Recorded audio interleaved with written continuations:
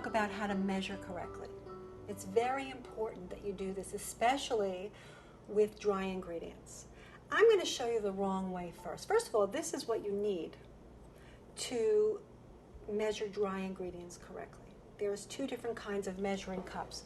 There's the liquid kind with a spout, and then there's this kind with a straight edge that doesn't have a spout.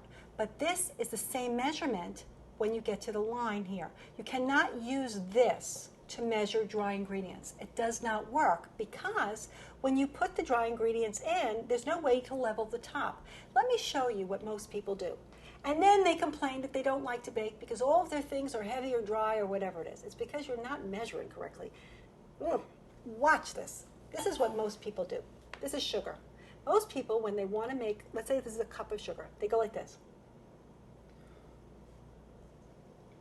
Wrong. Don't do that. Because what you're doing here is condensing. You're actually getting too much sugar. This is the right way to measure every single kind of dry ingredient that you can think of when it says you must be precise.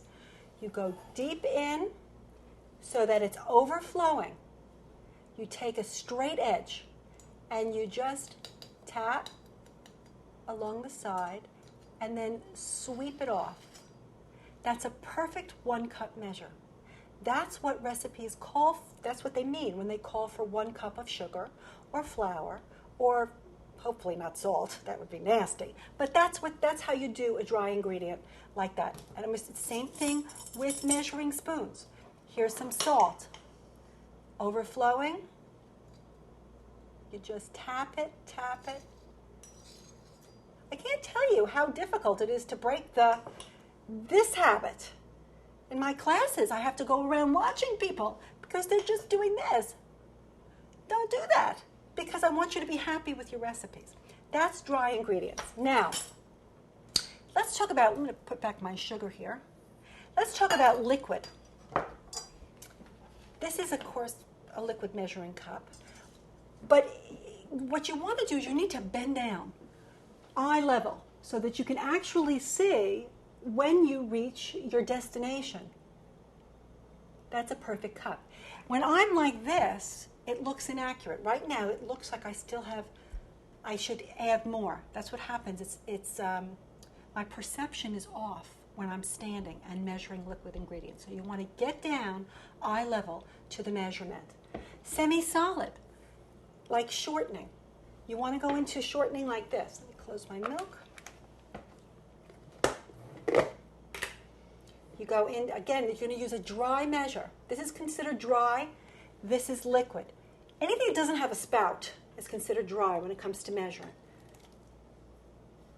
You just scoop, and then to make sure this is accurate, you tap it. Then you take your straight edge,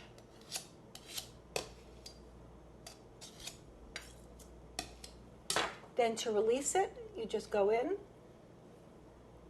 That's how you do it with shortening. Very important. Also, one other thing. You got to read your recipes correctly. When a recipe says 1 cup of flour sifted, it's different than 1 cup of sifted flour. One thing is measured before sifting, and one is measured after. It's a different measurement. Again, if you want your baking recipes to come out really well, the way the recipe writer intends for you, remember, this is about pleasure, about you giving yourself and the people you love pleasure. You need to be precise when it comes to measuring your dry ingredients and your liquid ingredients and your semi-solid ingredients. Go to it. Go on. Bake something.